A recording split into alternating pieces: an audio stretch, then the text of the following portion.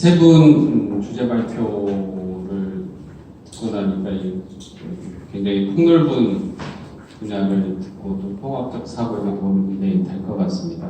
토론문에는 각각 세 분야, 그러니까 건강, 주거, 그다음에 외로움 세 분야에 대해서 관련된 최근에 이제 일본의 사례, 저희보다 한 10년, 20년 빨리 지금 고령사회가 된 일본의 사례의 최신 경향 사례를 토론문 발제에 세 가지 정도 기입을 해놨으니 참고를 좀 해주시면 좋겠고요. 이따 제가 토론할 때 좀 언급이 되는 부분도 있겠습니다. 그래서 세 분야에 여기서는 세 분야의 토론과 질문을 간단히 드리도록 하겠습니다. 첫 번째 건강 분야에 대해서는 일본도 이제 굉장히 이 분야에 관심이 많은데 현재 일본에서는 이제 이 건강 분야에 대해서는 복지 정책의 큰 흐름 중에 하나가 그동안에 이제 관대한 복지에서 재정 압박 때문에 이제 복지 슬림화가 이제 가장 큰 흐름인데요. 그 중에서 이 복지 슬림화를 이루기 위해서 이 건강 분야에 대해서 건강 수명을 건강 수면 연장을 통해 가지고 이 간병에 들어가는 재원을 최전략하는 그게 이제 가장 큰 핵심 화두입니다. 일본 정부에. 그래서 이 사후 대응보다는 사전 예방에 집중을 해서 간병 예방, 일본에서는 개호 예방이라고 하는데 간병 예방에 정책적 자원을 집중을 하고 있습니다.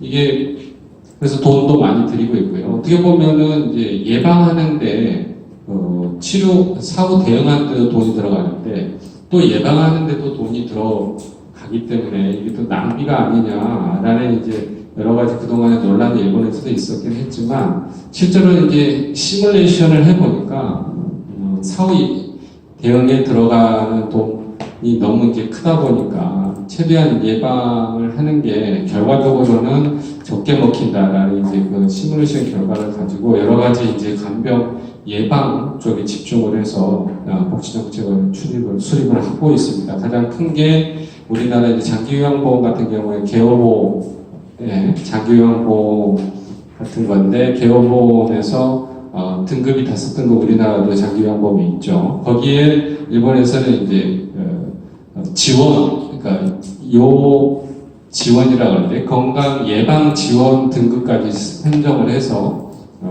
좀 덜 아플 수 있도록 미리미리 지원해주는 그런 부분이 우리하고 좀 다르게 추가적으로 생긴 부분이고요. 우리도 이제 앞으로 검토를 할 거로 생각이 되는데 그 부분 하나 하고 또 하나는 이제 기업의 이 건강 예방 참여 노력을 요구를 하고 있는데 그게 이제 건강 경영이라는 화두로 해서 기업들이 그 종업원들을 최대한 건강을 미리 기업 내에서 지켜주는 노력을 요구하고 있어서 건강 경영에 잘하는 기업들한테 인센티브를 준다거나 그런 노력도 또 하고 있고 또 하나는 이제 발제에서도 많이 나왔습니다만 사회 참여를 통해서 건강을 유지하는 그 부분도 굉장히 이제 최근에 여러 가지 일본에서 정책이 많이 나오고 있는데 최근에 노인시설, 요양시설에서 우리는 이제 보호만 한다고 생각하는데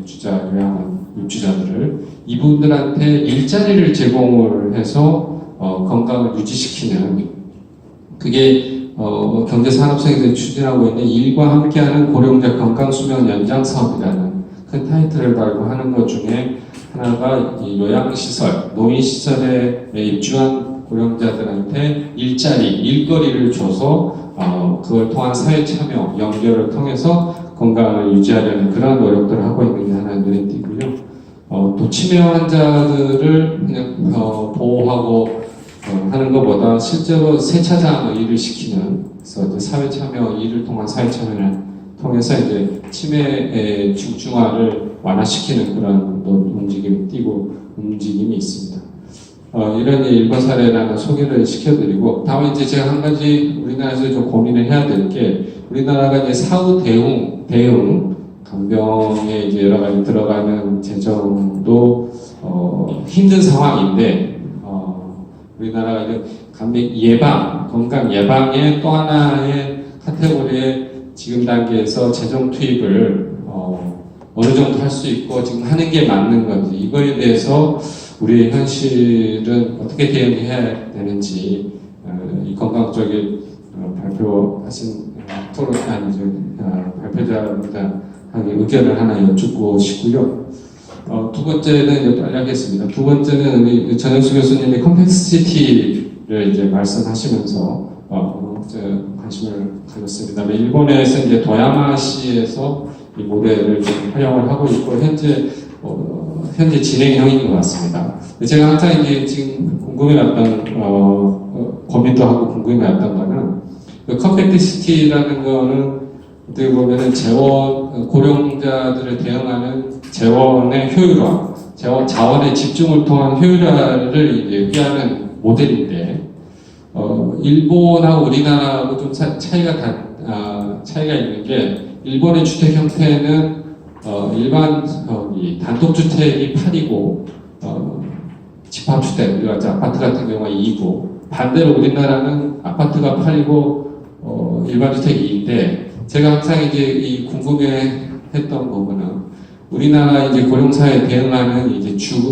주거 형태에 있어서 우리나라는 굉장히 아파트 비율, 집합 주택의 비율이 크고 또 단지별로 커뮤니티 센터 같은 것도 구성이 되어 있는데 이 아파트 문화, 우리나라의 독특한 아파트 주거 문화가 이 고령사회에 대응하는데 이게 기회가 될지 장애가 될지 거기에서 항상 고민을 하고 있고 뭔가 효율적으로 이걸 풀어볼 수 있는 다른 나라와 다른 주거 문화인지 않겠냐는 생각을 고민하는데 계속 제 개인적인 생각에서 이 부분에 대해서 우리 정 교수님의 이제 해안을 한번 듣고 싶고요. 마지막으로 이 외로움에 대한 이제 주제 발표에 대해서는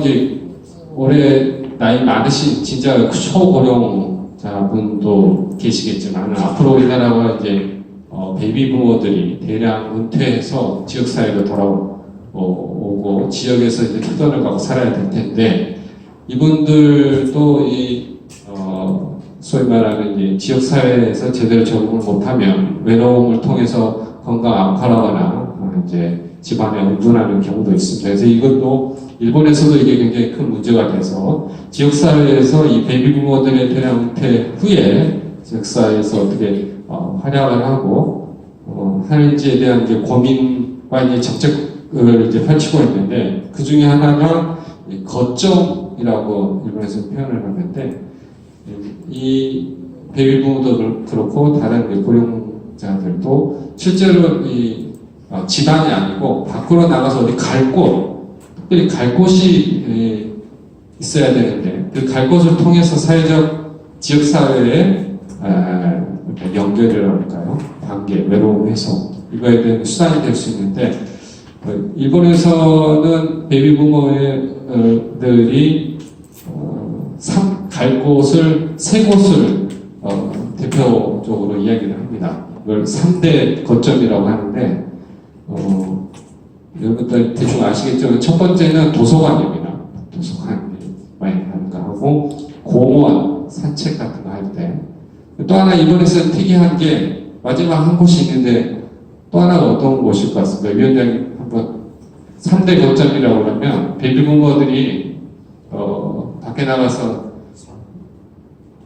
갈 곳 중에 도서관 많이 갈 것 같고요. 공원 게 있는데 또 하나가 있습니다. 한 곳이 있습니다. 좀 예상 바뀔 수도 있는데 위원장님 어떻습니까? 생각나시겠어요?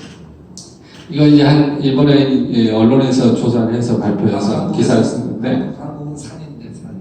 산. 일본은 주변에 산들이 별로 없어서 이 재판정이야 하는 거점이 꽂힙니다. 이게 굉장히